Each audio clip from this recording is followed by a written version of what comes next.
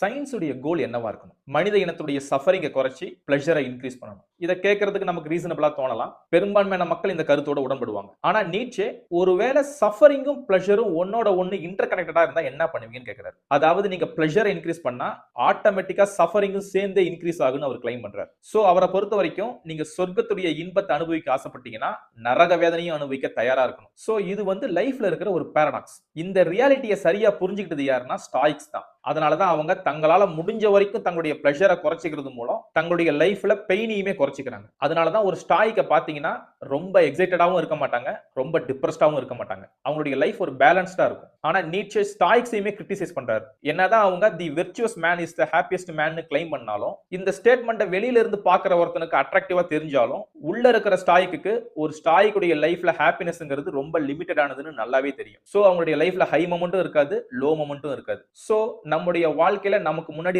ரெண்டு tragic option தான் இருக்கு. முதல் ஆப்ஷன் நம்முடைய பிளஷரை குறைச்சிக்கிறது மூலம் நம்முடைய பெயினையுமே குறைச்சிக்க முடியும். இதுதான் ஸ்டாயிக்குடைய அப்ரோச். இதே விஷயத்தை தான் சோசியலிசமும் மக்களுக்கு ஆஃபர் பண்ணதுன்னு நீட்சே கிரிட்டிசைஸ் பண்றாரு. அவர் வாழ்ந்த காலத்துல பொலிட்டிஷியன்ஸ் பாதுகாப்பையும் கம்ஃபர்டபிளையும் மக்களுக்கு ஆஃபர் பண்ணாங்க. ஆனா நீட்சேவை பொறுத்த வரைக்கும் மனுஷன் எங்க பாதுகாப்பா இருக்கானோ அங்க அவனுடைய லைஃப் டல்லா தான் இருக்கும். அவங்ககிட்ட டீப் ஜாயை என்ஜாய் பண்ணக்கூடிய கெப்பாசிட்டியே இருக்காது. சோ பெயின் கம்மியா இருந்தா பிளஷரும் கம்மியா தான் இருக்கும். இதே ஆப்ஷன் 2 என்னன்னா நம்முடைய வாழ்க்கையில பெயினை இன்க்ரீஸ் பண்றதன் மூலம் நாம இதுவரைக்கும் அனுபவித்திராத ஏகப்பட்ட ஜாயை கட்டவிழ்க்க முடியும். So high pain high pleasure. இப்ப இங்க தான் சயின்ஸ் உடைய ரோலை பத்தி அவர் ஆராய்ச்சி பார்க்கிறார். சயின்ஸ் ஒரு டூலா இருக்கிறதுனால நாம அதை வச்சு இந்த ரெண்டு கோல்ல எதை வேணாலும் அச்சீவ் பண்ண முடியும். ஆனா அவர் வாழ்ந்த காலத்துல சயின்ஸ்ங்கிறது ஒரு மனுஷனை கோல்டாவும் ஜாய்லெஸ்ஸாவும் ஒரு ஸ்டாய்க்காவும் மாத்திட்டு இருந்ததுன்னு எழுதுறாரு. ஆனா ஃபியூச்சர்ல ஒருவேளை சயின்ஸ் அதிகமான பெயினை ரிலீஸ் பண்ற ஏஜென்ட்டா மாறலாம். ஆனா ஒருவேளை அது அப்படி மாறினா அதுக்கு நிகரான ஆழமான அதிகமான புதுமையான மகிழ்ச்சி கொழுந்து விட்டு எரியும்னு எழுதி முடிக்கிறார். இதை அவர் 150 வருஷத்துக்கு முன்னாடி எழுதினாரு.